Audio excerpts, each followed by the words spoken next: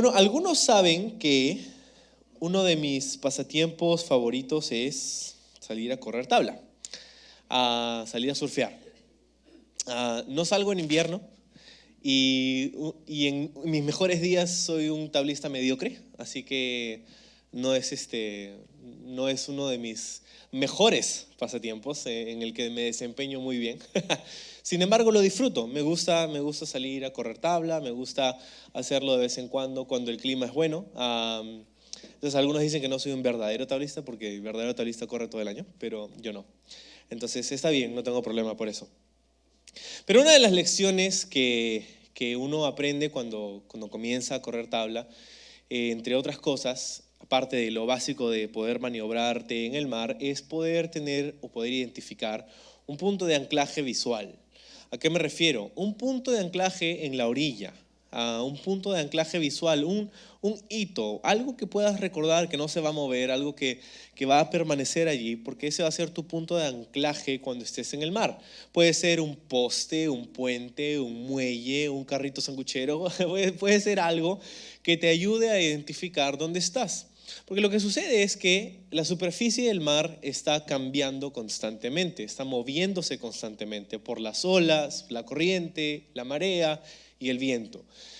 Estas condiciones hacen que la superficie del mar sea siempre, que esté en constante movimiento. Y si tú estás sentado sobre una tabla, encima de esa superficie te vas a mover con ella, sin darte cuenta muchas veces. Eso significa que si tú quieres quedarte, si tan solo quieres quedarte en el mismo lugar, tienes que seguir en movimiento. Tienes que hacer pequeños ajustes para quedarte en el lugar donde quieres estar, porque el mar va a hacer que tú, sin darte cuenta, te alejes del lugar donde quieres estar. Y por eso sirve tener un punto de anclaje visual para que sepas a dónde te está llevando esa superficie del mar sin que tú te des cuenta. Y es muy importante esto, ¿por qué? Porque al final de una larga sesión de tabla no quieres terminar 1 kilómetro afuera del lugar donde tienes que salir y remar cansado y pelear contra las olas y la marea y todo eso. Lo que quieres es terminar en un punto estratégico para que puedas salir bien. Entonces, yo odiaba esto al inicio cuando recién estaba saliendo a correr tabla. Odiaba que el mar se moviera tanto y odiaba tener que hacer tanto esfuerzo para quedarme tan solo en el mismo lugar, ¿no? Entonces, sin embargo, un buen día estaba surfeando y Dios me habló.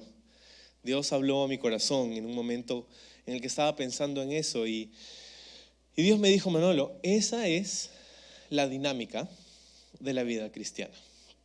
Así es la dinámica de la vida del creyente. ¿Cómo así? Es que vivimos en un mundo y en una cultura que está cambiando rápidamente.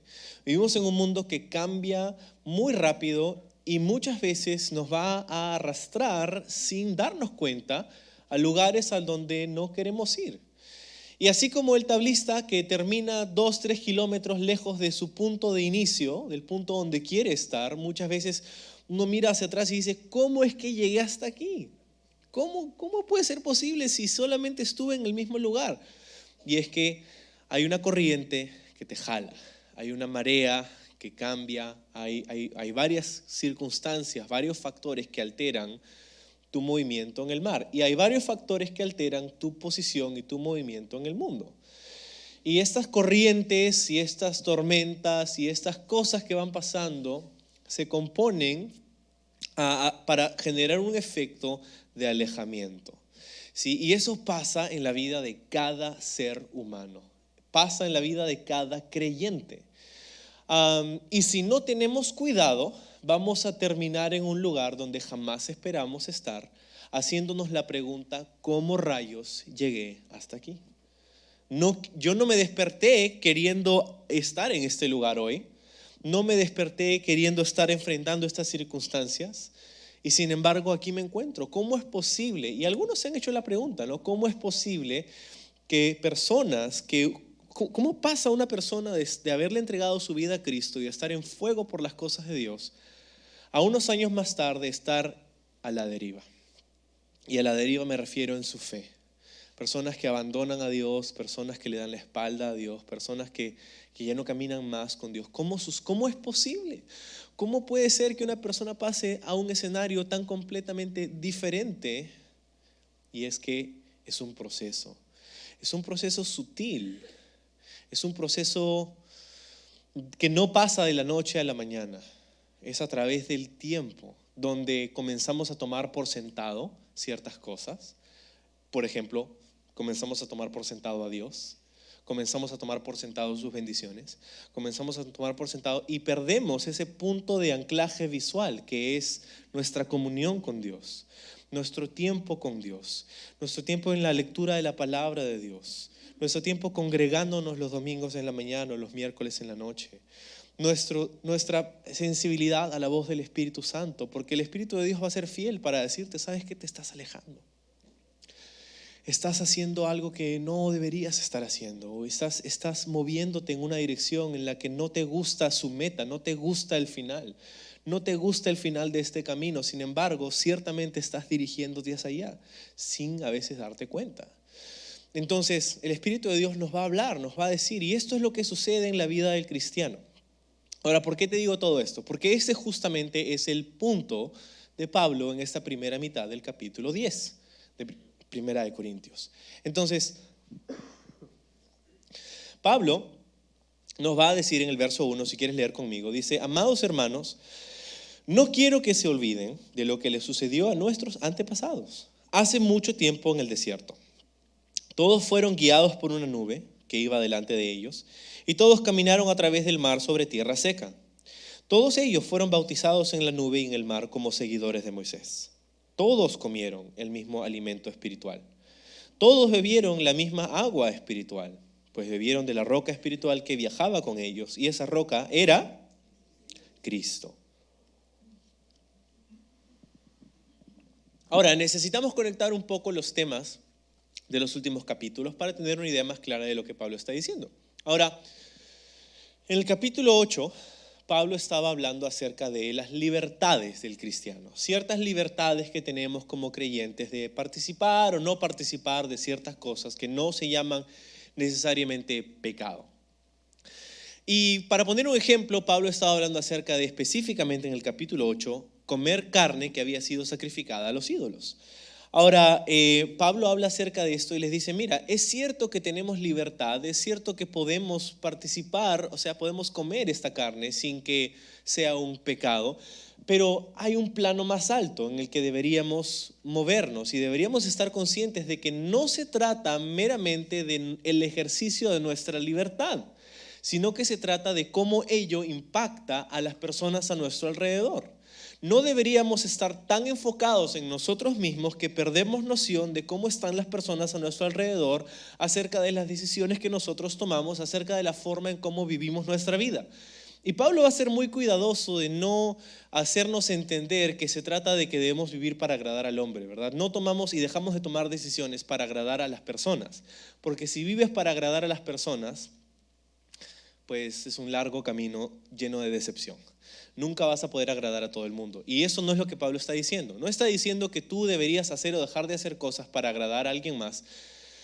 Todo, dice Pablo en otro de sus epístolas, deberíamos hacerlo para la gloria de Dios. Sin embargo, hay un elemento en el que podemos estar tan aferrados a nuestras libertades, a nuestros derechos, a lo que uno quiere hacer, que perdemos de vista cómo eso impacta a nuestros hermanos alrededor. Y Pablo dice, ese es el problema. El problema no es que comas carne o no comas carne, el problema es que el ejercicio de tu libertad podría hacer tropezar a alguien más por quien Cristo murió. ¿Sí? Por eso tienes que tener cuidado con eso. Ahora, ya que Pablo está ilustrando el tema del uso de los derechos y libertades que uno como cristiano siente que tiene y su relación con otras personas, Pablo dice, déjame darte un ejemplo en el capítulo 9. El ejemplo es su propia vida. Pablo está diciendo, quiero que mires mi vida para hacer una ilustración de este punto. Entonces Pablo comienza a hablar en el capítulo 9 acerca de unos derechos que él sentía que tenía. Dice, no tengo yo como apóstol derecho de tener una esposa como tienen los otros apóstoles.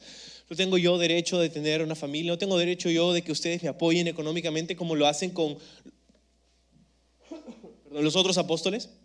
Entonces, estos derechos. Sin embargo, Pablo dice en el capítulo 9, nunca he usado esos derechos.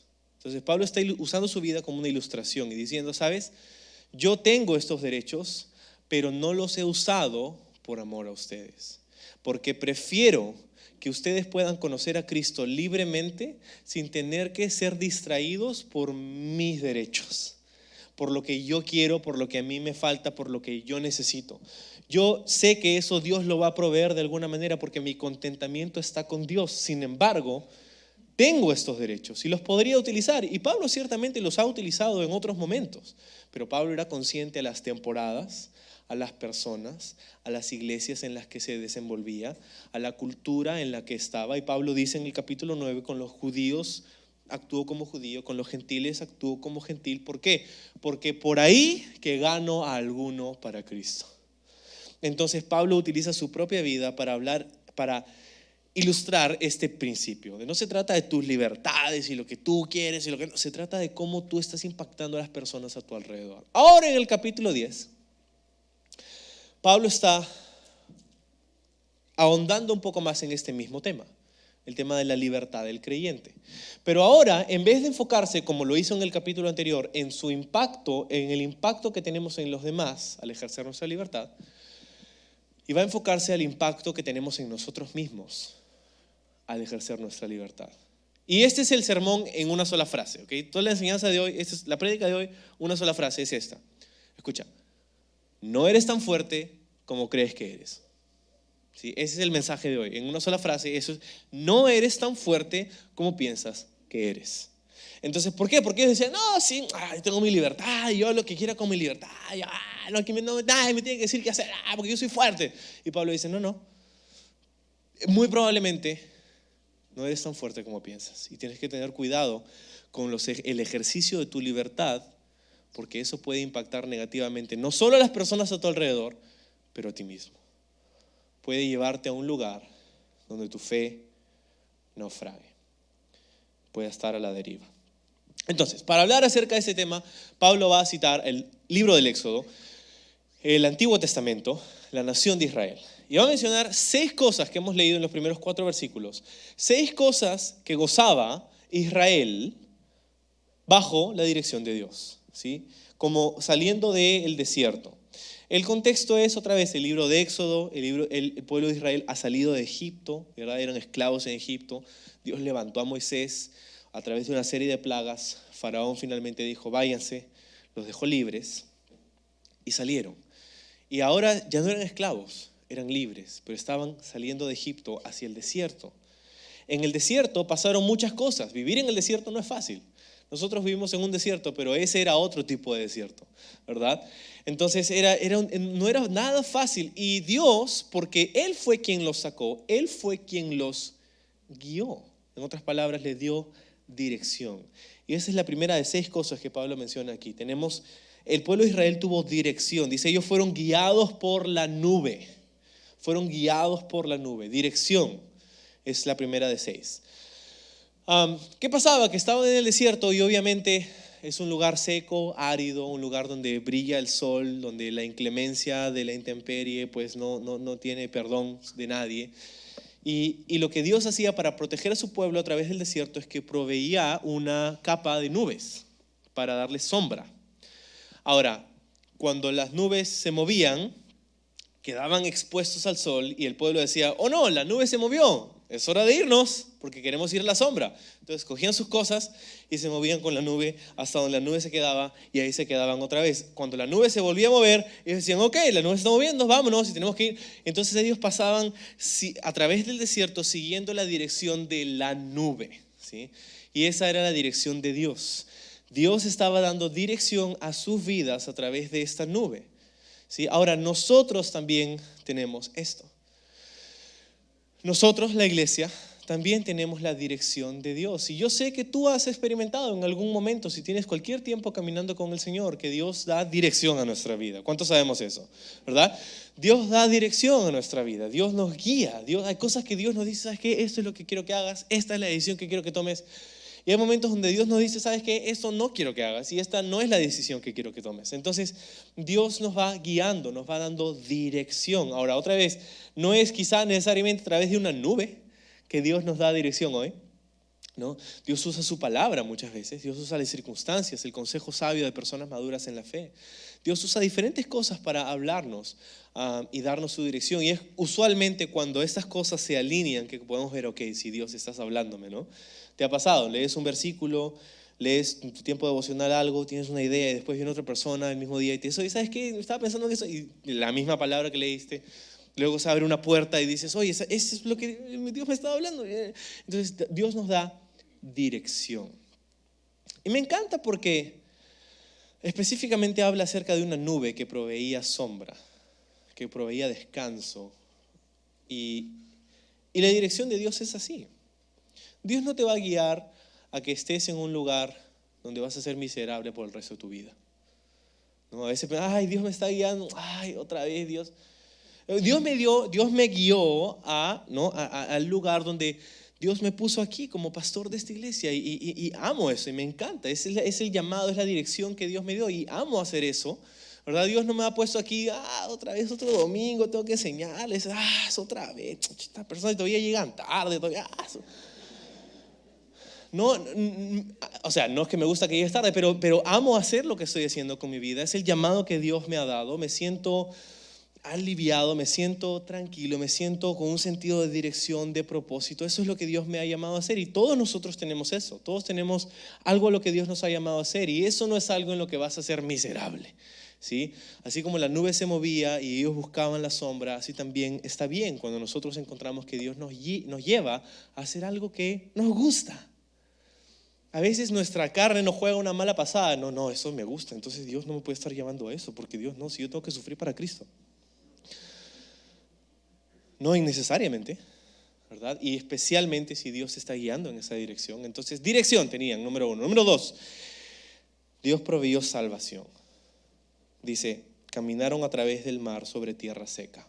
Específicamente lo que dice es eso, en el verso 1. Caminaron a través del mar en tierra seca. ¿Y por qué salvación? Porque eso es lo que proveyó el caminar a través del mar en tierra seca.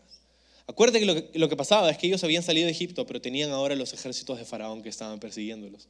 Porque ni bien salieron de Egipto, Faraón dijo, ¿qué hice? Despedí a todos mis esclavos. ¿Y ahora quién va a construir para nosotros? ¿Quién va a proveer para nosotros? ¿Quién va a hacer? No, anda, recógelos, anda del desierto, tráelos otra vez. Faraón cambió de parecer y sacó sus ejércitos para perseguirlos a través del desierto. Ahora ellos tenían un poquito de ventaja hasta que llegaron al Mar Rojo.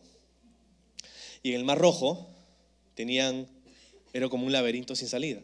Tenían por un lado el Mar Rojo, por otro lado una cordillera de montañas, no iban a poder huir subiendo montañas, y por otro lado atrás el ejército de Faraón. Entonces el pueblo comenzó a decir, Señor, por favor, y Moisés le dijo, Moisés, para eso nos has traído hasta acá, para morirnos acá en el desierto, te has burlado de nosotros, ¿no? Moisés ora y le dice, Señor, no sé qué hacer. ¿Qué voy a hacer con este pueblo? ¿No? Y a lo largo de la historia del Éxodo vemos a Moisés y Dios tener una interacción. Señor, es tu pueblo, ¿no? Y Moisés dice, no, tú es tu pueblo, ¿no? Y Moisés, no, Señor, es tu pueblo, no, Moisés es tu pueblo, ¿no? Y se pasan la pelota así, ¿no? Y Dios le dice, ok, Moisés, levanta tu callado ante el mar y él se va a abrir. Entonces Moisés levanta su callado y el mar se parte en dos y ellos pasan por tierra seca y Dios los salva de una muerte segura. O sea, ellos estaban en una circunstancia en la que si Dios no intervenía, ellos morían.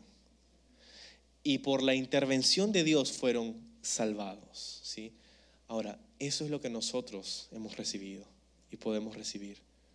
Porque Dios hizo un camino donde no había camino. Y eso es lo que Jesús hizo. Él abrió un camino para ir de vuelta a Dios, para poder tener comunión con Dios donde no había camino. Estábamos en esa misma circunstancia, acorralados, dirigidos hacia una muerte segura y certera, separados de Dios por la eternidad gracias a nuestro pecado. Pero Jesucristo pagó en la cruz cada uno de nuestros pecados para poder tener perdón y vida eterna. Él creó un camino de regreso hacia Dios, nos ha salvado, ha provisto para nuestra salvación. Si Él no intervenía, nosotros no teníamos esperanza. Si Él no abría ese camino, si Él no se sacrificaba en la cruz, muriendo y resucitando por nosotros, nosotros no tendríamos hoy esperanza de vida eterna. Entonces salvación es lo segundo. Dirección, salvación. Lo tercero es pertenencia. Dice, todos fueron bautizados por la nube, fueron bautizados por el mar como seguidores de Moisés. Una vez que pasaron por el mar, fueron entre comillas bautizados, pues, ¿no? Es como fueron sumergidos literalmente, aunque caminaron en tierra seca, pero pasaron a través del mar. Y ahora, del otro lado, no solamente eran completamente libres posicionalmente, no solamente eran completamente libres circunstancialmente, ya no tenían un ejército detrás de ellos, sino que ahora pertenecían a un pueblo cuyo líder era Moisés. Tenían un nuevo sentido de pertenencia. Hasta antes del Mar Rojo eran los esclavos renegados de Egipto. Después del Mar Rojo era el pueblo de Israel, libre, soberano una vez más, ¿verdad? Entonces tienen un nuevo sentido de pertenencia, los seguidores de Moisés y la ley, ¿sí? Y lo mismo tenemos nosotros, la iglesia. Nosotros también tenemos un nuevo sentido de pertenencia. Y esto es algo que muchos cristianos fallan en disfrutar a lo largo de su vida cristiana. ¿Por qué? Porque tienen dirección, Dios da dirección, ¿verdad? Hace esto, no haga eso. Dios nos da dirección, eso no depende de nadie más, ¿no? Estamos ahí con Dios. Dios da salvación, ¿verdad? La salvación es algo personal, nadie lo puede hacer por ti, nadie va a influir. O sea, tú no tienes que ir ante alguien para que tú seas salvo, tú vas por fe, dice, somos salvos por medio de la gracia de Dios a través de la fe, ¿verdad? Entonces nadie va a poder hacer eso por ti, nadie va a poder tomar esa decisión por ti de darle tu vida a Cristo, de entregarle las riendas de tu vida al Señor. Pero ahora somos bautizados, dice. O sea, somos parte de un cuerpo, de un nuevo grupo. Y muchos cristianos viven salvados, ¿verdad? Están salvados, están siendo dirigidos por Dios, pero están solos, salvados y solos. Y ese no es el plan de Dios. El plan de Dios no es que vivas solo por el resto de tu vida. Y no solamente me refiero al matrimonio, me refiero a ese sentido de pertenencia a una comunidad de fe. Lo que la Biblia llama iglesia. La iglesia. Ellos eran bautizados como seguidores de Moisés y nosotros hemos sido bautizados como seguidores de Jesucristo. No para seguir la ley, pero para seguir la gracia, para tener una relación personal con Cristo. Somos parte de un cuerpo y espero que no te pierdas de eso, de ser parte de un cuerpo, que es la iglesia. Entonces qué bueno que nuestros grupos de conexión están comenzando esta semana, porque te dan la oportunidad de experimentar lo que es vivir en comunidad. O sea, esta experiencia de domingo en la mañana es bonita, pero en una hora máximo se acaba. Entonces, esa es la experiencia de comunidad la que Dios desea que tengamos como parte de su iglesia.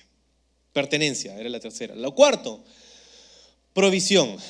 Tenían provisión. Dice, todos comieron el mismo alimento espiritual, todos bebieron la misma agua espiritual. Estamos hablando de provisión. Acuérdate, estaban en el desierto. ¿De dónde vas a sacar agua en el desierto?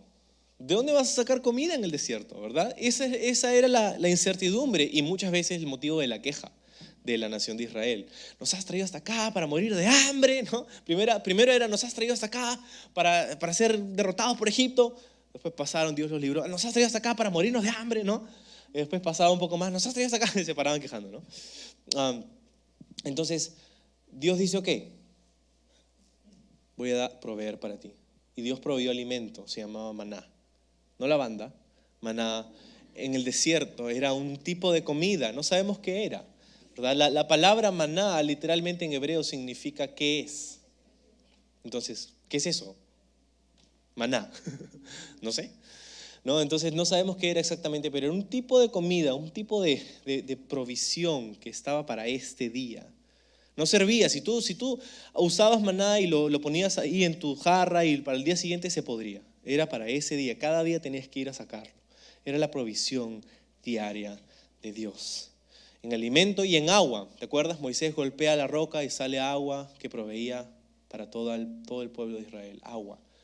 Los rabinos judíos enseñan hasta este día que cuando salió el agua de la roca, salió obviamente por un momento, pero comenzó a hacer unos pozos subterráneos, y a través de su experiencia en el desierto, si ellos querían agua, porque si se iban de la roca, ahora ¿dónde iban a conseguir agua, no? Pero los rabinos enseñan que esta agua generó ciertos pozos, ciertos riachuelos subterráneos, y ellos podían cavar un poco y encontrar agua.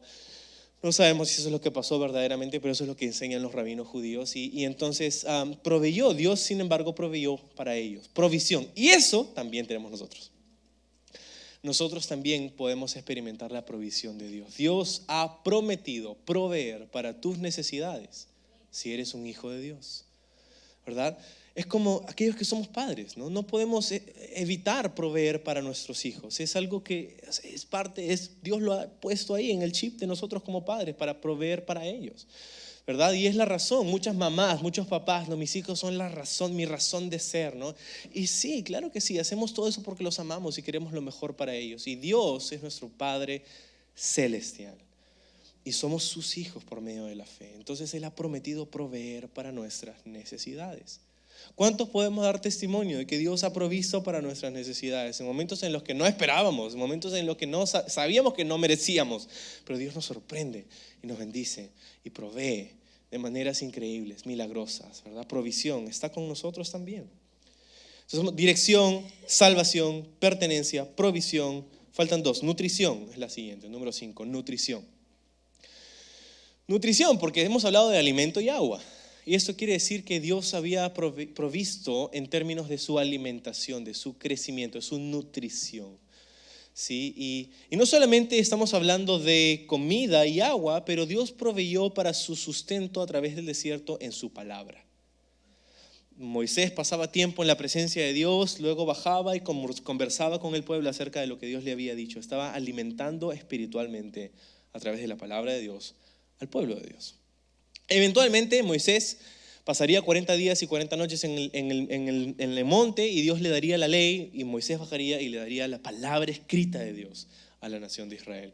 Y eso sería su sustento, su nutrición, el alimento de su alma, de su espíritu, de lo que ellos necesitaban para sobrevivir, no solamente físicamente en el desierto, pero espiritualmente. ¿Sí? Y eso es lo que Dios ha provisto para nosotros también. Dios nos alimenta a través de su palabra. La nutrición que tu espíritu necesita se encuentra en la palabra de Dios. No en mis experiencias o en mis chistes o en las prédicas que puedas escuchar por internet, que son muy chéveres. Pero si estas no son un buffet de lo que es la palabra de Dios, si no nos ayuda a profundizar en la palabra de Dios, si no nos ayuda a poner nuestros dientes en la hamburguesa, no, en la palabra de Dios, es el alimento que necesitamos, ¿verdad? Es la palabra de Dios, nutrición. Y punto número 6 y final es comunión. Dice, la roca era Cristo y esa roca viajaba con ellos. Esa roca viajaba con ellos. ¿Sí? Tenían comunión con Dios. Esta roca iba con ellos a través del desierto. No sabemos si era una roca que se movía el pueblo y se movía con ellos. No sabemos cómo era, pero la roca iba con ellos a través del desierto. Y eso quiere decir que tenían comunión con Dios, que la presencia de Dios estaba con ellos. Y eso es algo que nosotros tenemos también. La presencia de Dios está con nosotros. Y quizás eso es algo que alguien tiene que saber esta mañana. Dios está contigo, aún en tu desierto. Aún en el desierto. Ellos estaban en el desierto, pero Dios estaba con ellos. Dios está contigo. No está contra ti, está contigo. Aún en los momentos en los que nos sentimos en un desierto circunstancial, espiritual, emocional, Dios está ahí. Dios está contigo. Ahora, estas 6 cosas son pilares de la fe del creyente. Estas 6 cosas que Pablo describe ahí: dirección, salvación, pertenencia, provisión, nutrición, comunión. Estas cosas son pilares de la fe cristiana. Ahora, en medio de todo esto, y no es el punto principal de Pablo, ni el de nosotros esta mañana, pero no quería saltar sin mencionar que Pablo hace una afirmación aquí que la paz como si no pasa nada, y sigue al siguiente punto, pero tiene implicancias teológicas inmensas. Y es lo que dice al final del verso 4. Dice, esta roca era o es Cristo. Cristo en el Antiguo Testamento. Implicancias teológicas abundantes. ¿No? ¿Por qué? Porque esto quiere decir que Jesucristo estaba involucrado en el Antiguo Testamento, estaba presente en el Antiguo Testamento, que la presencia y la intervención de Jesucristo en la humanidad no empezó en Belén. Porque la Biblia dice que por medio de Él fueron creadas todas las cosas y para Él fueron creadas todas las cosas. Entonces Jesucristo, la segunda persona de la Trinidad, Jesucristo estuvo presente a través del Antiguo Testamento. Cuando Jesús habló un momento con los fariseos, le decían, ellos estaban estudiando la Torá y decían, ustedes estudian la ley porque piensan que tienen vida en ella, pero les digo que esto habla de mí. Jesús le dijo a los fariseos, este libro habla de mí. Y yo no entiendo cómo pueden algunos cristianos no querer nada que ver con el Antiguo Testamento. No, que el Antiguo Testamento, yo no soy Israel, entonces no es para mí, ¿no? Hay algunos cristianos que se quedan en el Nuevo Testamento nada más. Y más, hay un grupo de cristianos más exclusivos todavía, que se quedan en los evangelios, los 4 evangelios nada más. Que no quieren nada que ver ni con las epístolas, ni Apocalipsis, ni con Hechos, no, solamente los evangelios, ¿no? Y es necio porque Pablo nos va a decir más adelante que estas cosas fueron escritas para nosotros. Fueron escritas para nosotros. El Antiguo Testamento y el Nuevo Testamento son 2 partes de un todo. Tú no puedes decir, yo me quedo con esta parte y yo me quedo. No, es todo, es un solo consejo, es una sola palabra con un solo mensaje. El Antiguo Testamento ejemplifica lo que el Nuevo Testamento revela. Esto quiere decir un par de cosas. Quiere decir que el Nuevo Testamento no puede ser entendido sin el Antiguo Testamento. No puedes entender de lo que se trata el Nuevo Testamento si no entiendes el Antiguo Testamento.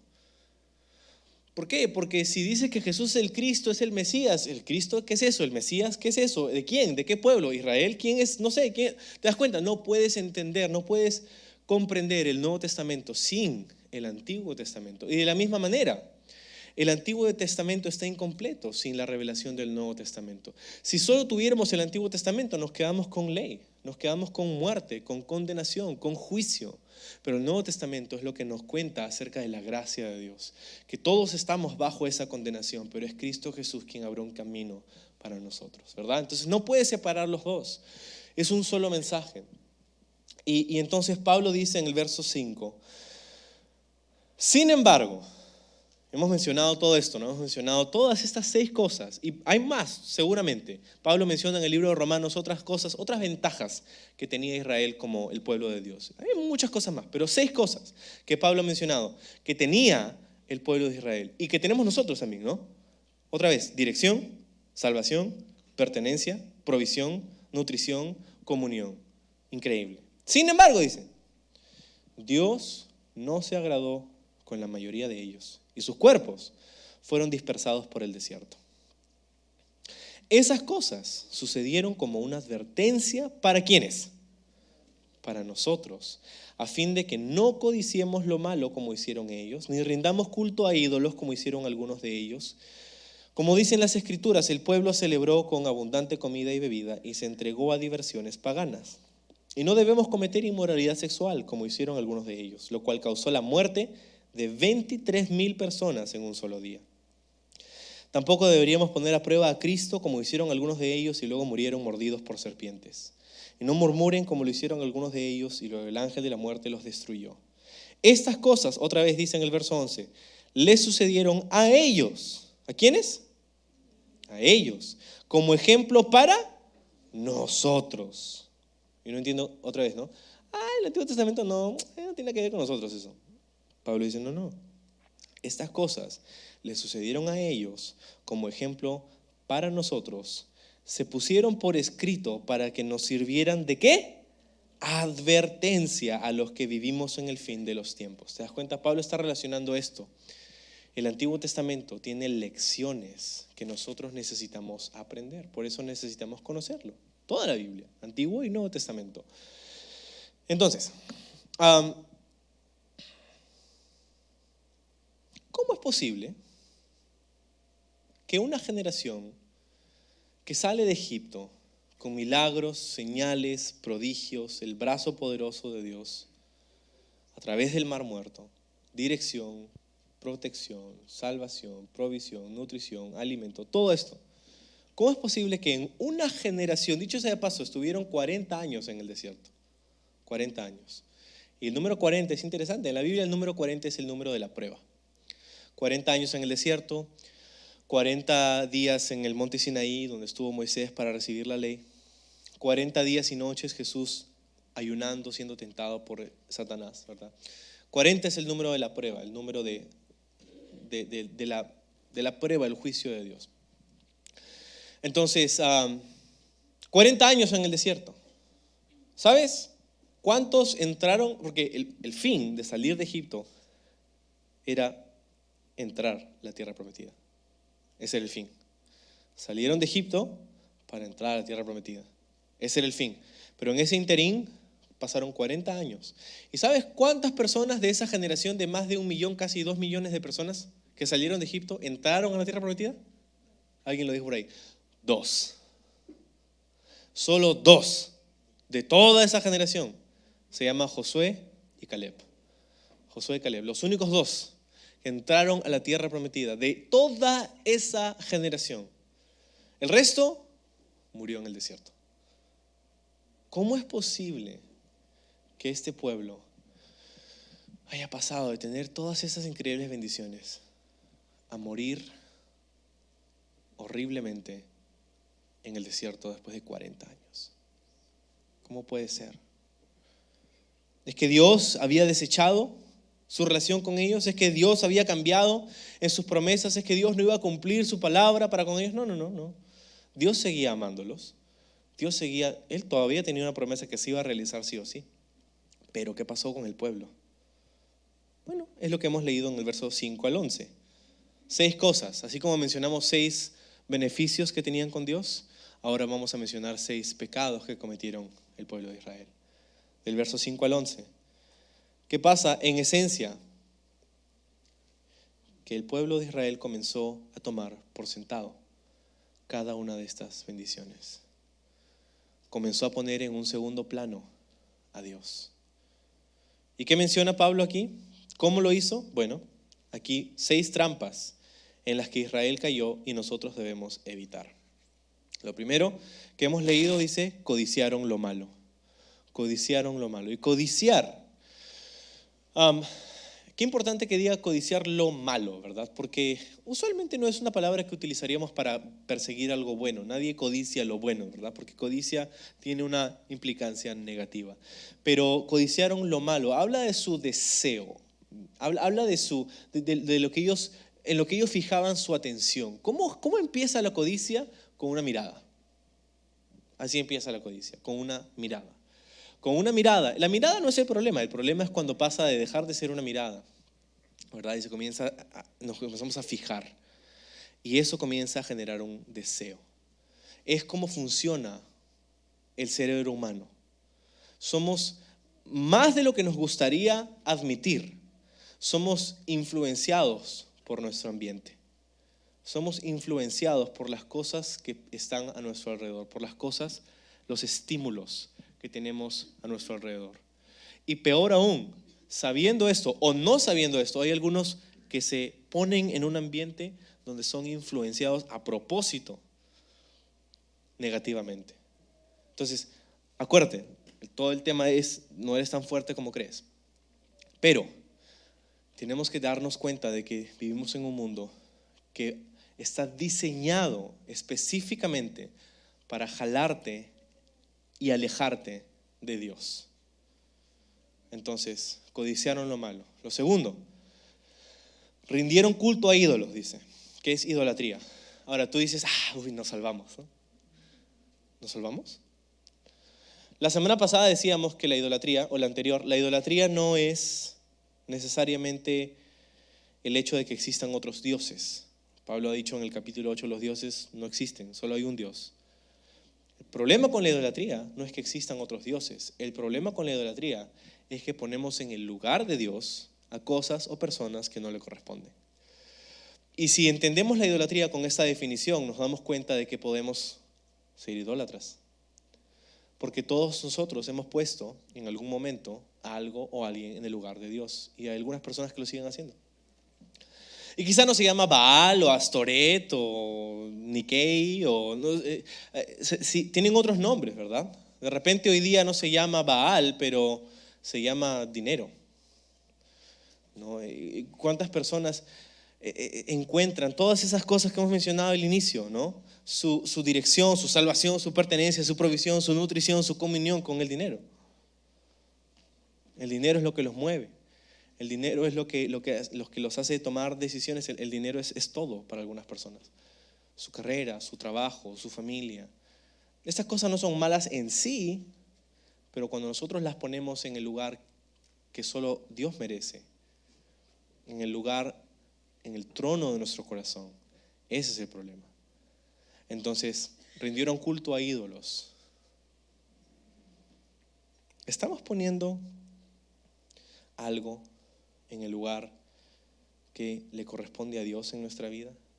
¿Quién está sentado en el trono de tu corazón? Netflix,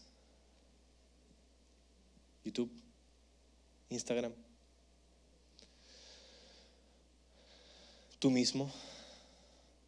Tú estás reinando, gobernando en el trono de tu corazón. Yo hago lo que quiero. Es lo segundo. Lo tercero, se entregaron a diversiones paganas. Se entregaron a diversiones paganas, que es entretenimiento. Ahora, hay diferentes tipos de entretenimiento, ¿no? No todo el entretenimiento es malo. Entretenerse es en esencia distraerse. Y todos necesitamos ser distraídos por momentos, ¿no? Hay momentos en donde has tenido un día grande, malo, fuerte, hay temporadas de mucho trabajo, de mucho estrés, de mucho cansancio, y hay momentos en los que simplemente necesitas poner tu mente en blanco por un rato, ¿no? y descansar. Ahora, el problema es que esa es una necesidad legítima que todos tenemos, pero nuestro problema es que buscamos diferentes cosas para ser distraídos y olvidamos que estas nos impactan. Olvidamos que estas tienen el poder de influenciarnos. Olvidamos que estas cosas en las que nos distraemos impactan positiva o negativamente nuestra fe. Entonces tú llegas, ¿qué haces cuando llegas tarde a la casa después de haber tenido un día feo en el trabajo? Algunos, ¿qué hacen? No, se sientan a ver tele, siendo expuestos a un estímulo que ha sido diseñado para alejarte de Dios. O nos ponemos a ver cosas, o nos ponemos a tomar sustancias, y nos ponemos, ¿por qué? Porque queremos escapar, queremos ser distraídos, queremos ser divertidos. Y lo que la Biblia nos enseña es que Dios es el único que puede satisfacer nuestra alma. Dios es el único del que no necesitamos ser distraídos, porque Él nos llena y nos satisface. No necesitamos ser distraídos de Dios, porque su carga es ligera y su yugo es fácil. Venid a mí, dice Jesús, todos los que están trabajados y cargados, y yo los haré descansar. No tienes que buscar tu satisfacción en Netflix, porque esa serie se va a acabar. No tienes que buscar tu satisfacción en esa sustancia, en ese trago, en esa discoteca, porque todas esas cosas te van a dejar peor de cómo te encontraron. Lo cuarto, dice, cometieron inmoralidad sexual. Cometieron inmoralidad sexual. Ahora, cometieron inmoralidad sexual. Esta palabra en griego, otra vez lo hemos dicho antes, es la palabra porneia, que es la palabra que engloba toda relación sexual ilícita afuera del matrimonio. ¿Sí? Entonces, cometieron inmoralidad sexual, que habla de sus pasiones, ¿verdad? Y estaban entregándose a la inmoralidad. Y esto fue lo que hizo, dice, morir en un día a 23,000 personas. Y esto es lo que hace que muchos cristianos no mueran a veces, ¿verdad? Puede haber casos en los que la inmoralidad sexual lleva literalmente a la muerte, pero lleva tu propósito a la muerte.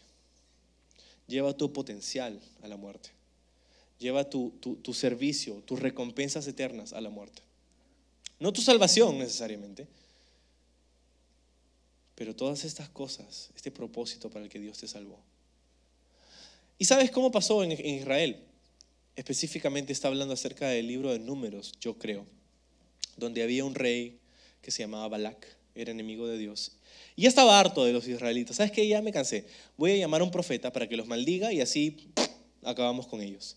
Entonces llama a un profeta que se llamaba Balaam. Y Balaam le dice, ok, vamos.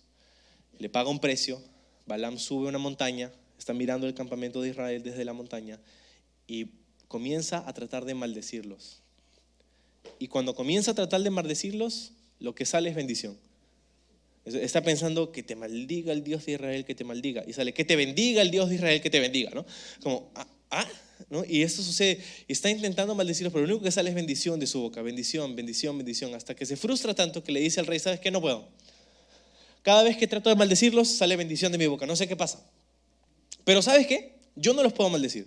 Pero tú puedes hacer algo para que ellos se distraigan y se aparten del lugar de la bendición de Dios. Yo no puedo hacer nada para que Dios los maldiga. Obviamente Dios los quiere bendecir. Pero tú puedes seducirlos para que se alejen del lugar del que Dios quiere bendecir. Entonces, ¿qué vas a hacer? Vas a llamar a tus mujeres moabitas, vas a llamarlas, vamos a hacer una fiesta y les van a contar acerca de sus dioses y les van a mostrar cómo adoran a sus dioses. Y cómo adoraban a sus dioses es una serie de ritos sexuales inmorales. Entonces tuvieron este tono, ¿no? Tuvieron en los previos, ahí en el tonazo, ¿no? Y cometieron inmoralidad sexual. Y no es que Dios los maldijo, pero ellos mismos se fueron del lugar de la bendición. Escúchame, el enemigo de nuestra alma no puede hacer nada para impedir que Dios te bendiga, pero sí puede hacer que tú te alejes del lugar de la bendición. Y eso es lo que dice que pasó en Israel y puede pasar con cada uno de nosotros. Lo quinto, no pongan a prueba a Cristo. ¿Cómo pusieron a prueba a Cristo en el desierto? Bueno, cada vez que se encontraban con una situación difícil decían, para esto me has sacado, ¿no? Dios, ¿no? Levantaban su puño al cielo y decían, ya fue todo, ¿no? Pusieron a prueba a Dios. ¿Por qué? Porque lo que Dios hacía nunca era suficiente para ellos. ¿Y qué hay de nosotros? Apenas encontramos una circunstancia difícil, apenas encontramos un momento de tristeza, apenas encontramos algo que no entendemos, algún sufrimiento en nuestra familia, en nuestra casa o en alguna persona que conocemos, apenas las cosas salen de nuestro control, ¿qué hacemos? Muchas veces levantamos el puño al cielo, ¿no? Y le decimos a Dios, le echamos la culpa. ¿Por qué? ¿No? Cuando dejamos de acordarnos que todo lo que Dios ha hecho hasta este punto. Ponemos a prueba a Dios cuando pensamos que no es suficiente lo que Él ha hecho, lo que Él hace por nosotros, lo que Él ha prometido a nosotros. Esto hizo Israel. Y finalmente murmuraron. Es lo sexto. Murmuraron en contra de los líderes que Dios había puesto. Murmuraron en contra de la dirección que había Dios dado. Murmuraron. ¿Murmurar qué es? Murmurar es hablar mal de alguien a sus espaldas. Específicamente cuando ese alguien es alguien que Dios ha puesto ahí. Murmuraron. Y somos propensos a eso. Pero a mí me gusta pensar que este lugar, que Calvary Lima, no es un lugar donde hablamos de personas, sino que es un lugar donde hablamos con personas. Nosotros, si tenemos un problema con alguien, no vamos a hablar de esa persona, vamos a hablar con esa persona. Y así se soluciona el problema. No hablamos de personas, hablamos con personas.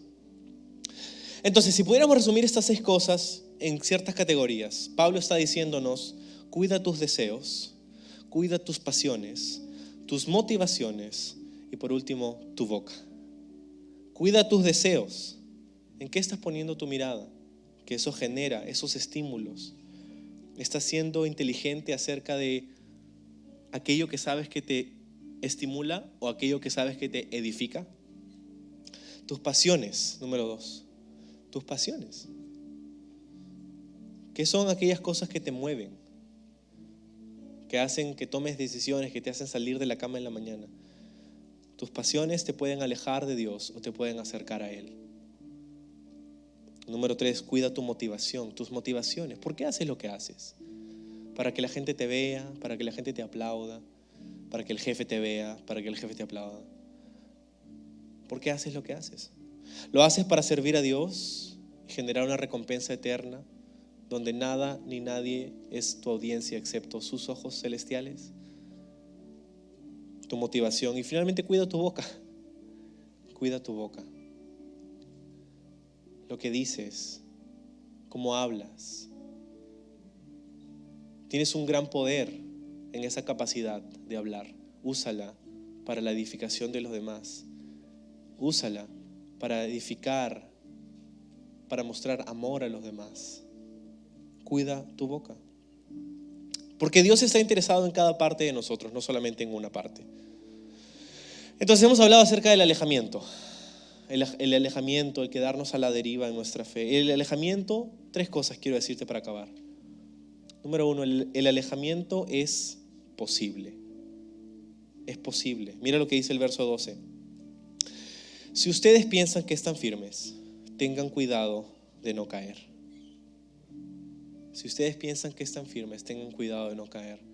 En otras palabras, si tú crees que eres demasiado bueno como para no caer, eres demasiado débil como para poder permanecer. Porque solamente podemos cambiar las cosas que admitimos. Solamente podemos cambiar lo que reconocemos. O sea, si tú tienes, de nada te va a servir negar tu condición. Negar el hecho de que estás a la deriva no va a hacer que de pronto ya no lo estés. Es más, para usar la analogía de la tabla al inicio, varias veces me ha pasado. Me he quedado un poco a la deriva. Ya sea que se rompió la pita de la tabla y me quedé solo sin tabla en el mar, o que no tenía fuerza para salir, ¿no? Si yo decía en ese momento, no, ¿sabes qué? Estoy bien, no pasa nada, tranquilo, acá yo lo soluciono, tranquilo, no, todavía estoy bien. Me moría, me ahogaba. Pero fue porque reconocí que había cometido un error, quizá novato, pero error. Y pude ver a alguien por ahí, le grité con todo mi corazón,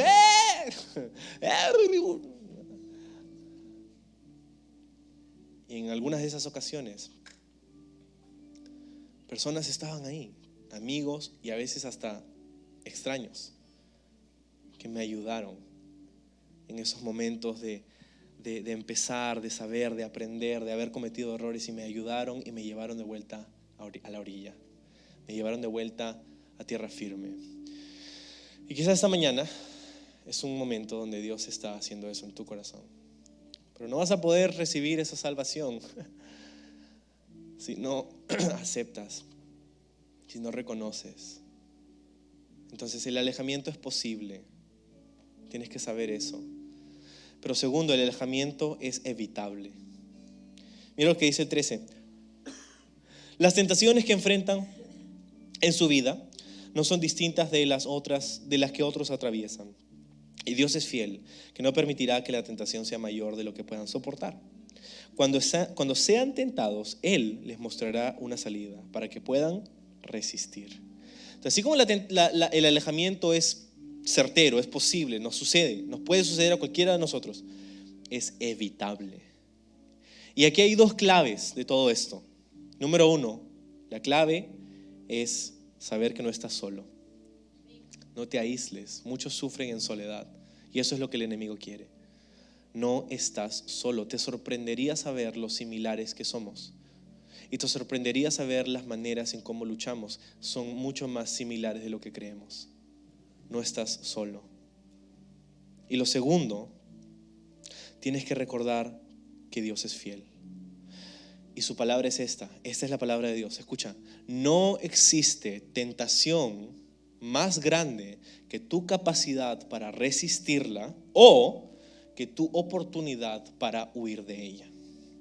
No existe tentación más grande que tu capacidad de resistirla, número uno, o tu oportunidad de huir de ella. Nuestro problema es que muchas veces o no estamos peleando o no estamos huyendo. Y a veces confundimos las dos y estamos huyendo de situaciones que necesitamos resistir o estamos resistiendo en situaciones en las que debemos huir. Muchas personas, no puedo, es que no puedo, ¿sabes cuántas veces? No puedo, cuántas veces no puedo. Esta es la palabra de Dios. Y tu problema quizá, y la razón por la que recurrentemente estás en este problema, y todos hacemos esto por lo menos una vez al año, se llama 1 de enero. Queremos cambiar, queremos mejorar y tomamos el nuevo año como la oportunidad. Ahora sí, este es mi año. Pero ¿qué pasa? Que hemos confundido esas cosas y somos muy ambiciosos en medio de todo esto. Entonces, necesitamos aprender a jugar este juego de una manera más inteligente. Porque por mucho tiempo el enemigo te ha mantenido prisionero. Por demasiado tiempo el enemigo te ha mantenido abajo. Porque todos estamos familiarizados con esos susurros del enemigo, esas mentiras que nos dice, y tú las has escuchado: no eres suficiente, no eres digno, Dios no te ama, Él te ha desechado, ¿qué haces acá? Ríndete, no hay esperanza para ti. Y creo que es hora de que dejes de escuchar los susurros del enemigo y escuches la voz de Dios. La voz de Dios.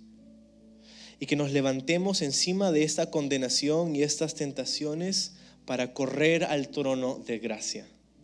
Para correr al trono de gracia. No te rindas. Para algunos de ustedes va a significar, ¿sabes qué? Tengo que dejar de ver esa serie. Tengo que dejar de frecuentar ese sitio. Tengo que dejar de conversar con esa persona.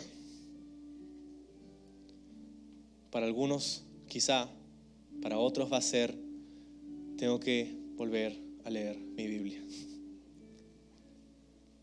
Para algunos va a ser: ¿sabes qué? Por mucho tiempo he estado dejando que la condenación me aleje de la palabra de Dios, de mi comunión con Él. Y si va a significar que esta noche vas a poder preparar todo, vas a poner ahí tu silla favorita en tu lugar favorito de la casa, vas a poner tu tetera con tu café, vas a prepararlo todo antes de irte a dormir para poner tu alarma, acostarte temprano en la noche y poder en la mañana tener ese tiempo que has estado anhelando, pero no has estado teniendo porque te sientes indigno.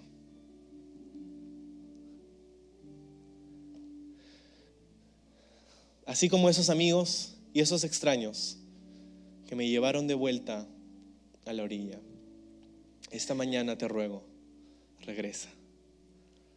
Regresa a una comunión con Dios. Regresa a la seguridad que hay en su presencia.